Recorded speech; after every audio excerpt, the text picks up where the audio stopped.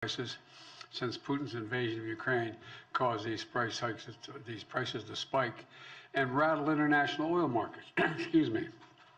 Just a little bit of breathing room, as my dad would say. Today, I'm announcing 3 critical steps that my administration will take to reduce gas prices at the pump. First, the Department of Energy will release another 15 million barrels from the Strategic Petroleum Reserve, extending our previously announced release through the month of December. Independent analysts have confirmed that drawdowns from the reserve so far have played a big role in bringing down oil prices, bringing them down. So we're going to continue to responsibly use that national asset. Right now, the Strategic Petroleum Reserve is more than half full, with about 400 million barrels of oil. That's more than enough for any emergency drawdown. With my announcement today, we're going to continue to stabilize markets and decrease the prices at a time when the actions of other countries have caused such volatility. And I've told my team behind me here to be prepared to look for further releases in the months ahead if needed. We're calling it a ready and release plan. This allows us to move quickly to prevent oil price spikes and respond to international events.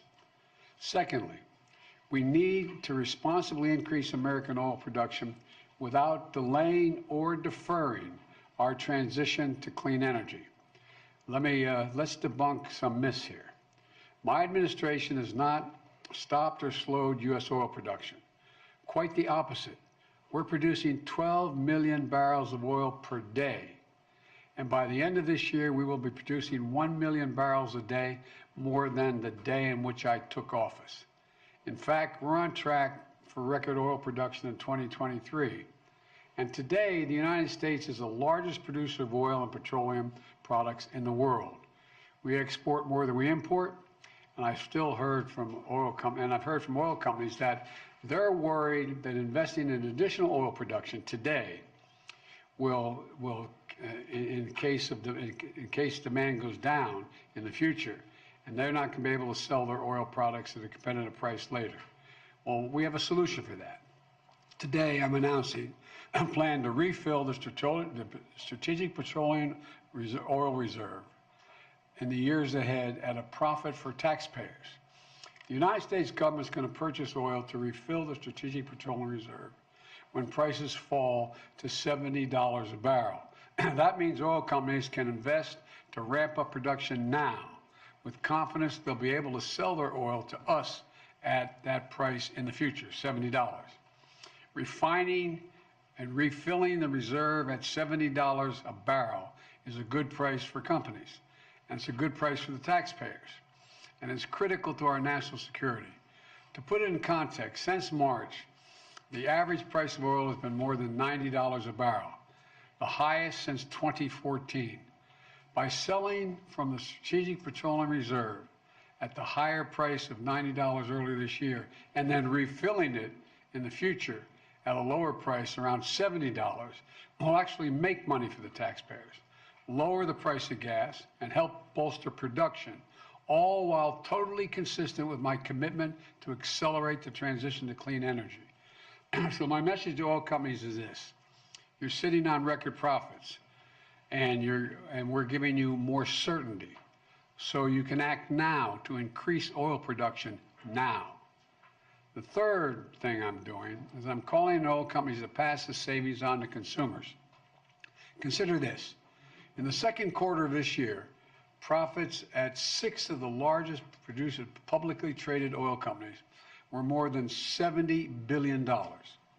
That's $70 billion in just one quarter, 90 days, $70 billion. So far, American oil companies are using that windfall, the windfall of profits, to buy back their own stock, passing that money on to their shareholders, not to consumers. In fact, in the first half of the year, those same companies spent $20 billion buying back their own stock, and most importantly, buying back the most significant buyback in the last almost a decade. That's great if you own a lot of stock in an oil company or if you're an executive in an oil company. puts a lot of money in your pocket. That is how you get paid. But it's not the case for the vast majority of Americans paying at the pump. Here's another thing. When the cost of oil comes down, we should see the price of the gas station at the pump come down as well. That's how it's supposed to work. But that's not what's happening. In the past 2 weeks, the price of oil has fallen $4 a barrel. And you think, and thanks in large part to the steps we've taken this year, the price of oil has fallen nearly $40 a barrel since mid-June. That's a 30% drop in the price of a barrel of oil. But guess what? Gas prices haven't fallen that much. And it's not right. Gas prices at the pump should be lower.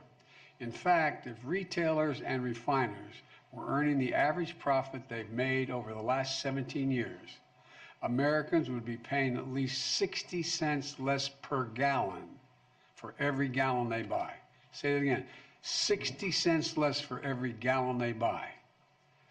That makes a big difference in a family. My message to the American energy companies is this: you should not be using your profits to buy back stock or for dividends. Not now, not while a war is raging.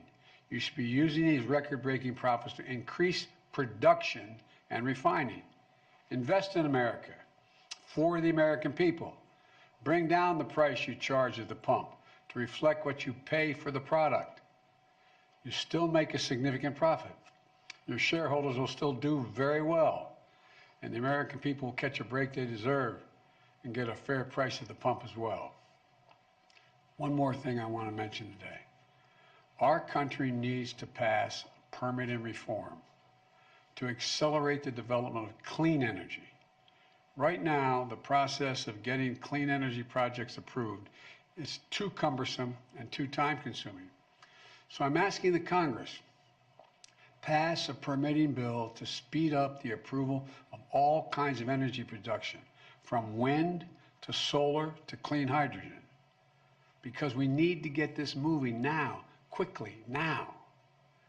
It would take, if we do this, it would take historic clean energy investments that I signed into law and put them into action. In fact, one independent analysis has already estimated that the $369 billion we're making in federal investment that will generate, if we just that, will generate $1.7 trillion in total public and private investments in the years ahead. You can increase oil and gas production now while still moving full speed ahead to accelerate our transition to clean energy. That way we can lower energy costs for American families, enhance our national security at a very difficult moment. Let me close with this.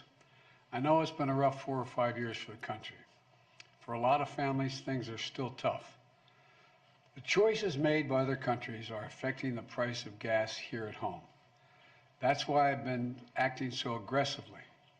Without the steps we've taken over the past several months to ramp up production and lower prices and get relief to consumers, gas prices would be higher than they are today. And we'll keep doing everything we can to keep it going, to ensure that our energy independence and security is available, and to lower gas prices here at home, and to give folks a little bit of breathing room. We just have to remember who we are. We're the United States of America, for God's sake.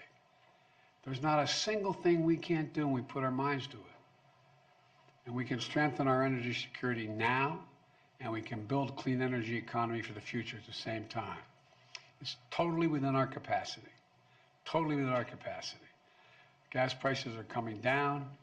We're going to do everything we can to make sure they continue to come down and companies act responsibly so it's reflected at the pump. Thank you all, and may God bless you, and may God protect our troops. Thank you. Appreciate it. Mr. President, what is your response? I don't hear. Can you speak louder? What is your response to Republicans who say you are only doing this SPR release because to help Democrats in the midterms? Where have they been the last 4 months? That's my response. Is it politically motivated, sir? This No, move it's not. 3 weeks before the midterms? Look, it makes sense. I've been doing this for how long now? It's not politically motivated at all. It's motivated to make sure that I continue to push on what I've been pushing on, and that is making sure there's enough oil that's being pumped by the companies so that we have the ability to be able to produce enough gas that we need here at home, oil we need here at home, and at the same time, keep moving in the direction of providing for alternative energy. That's what I've been doing. Now, the problem is these guys are asleep. I don't know where they've been. And they seem, the price at the pump should reflect what the price of a barrel of oil costs. And it's not going down consistently. Sir, do you want to ban the export martial law in parts of Ukraine? What does that say to you, sir, about where his thinking is on the war in Ukraine right now? I think that Vladimir Putin finds himself in an incredibly difficult position. And what it reflects to me is it seems his only tool available to him is to brutalize individual citizens in Ukraine, Ukrainian citizens, to try to intimidate them into capitulating. They're not going to do that. Thank you. Sir, do you want to ban the export of U.S. petroleum products?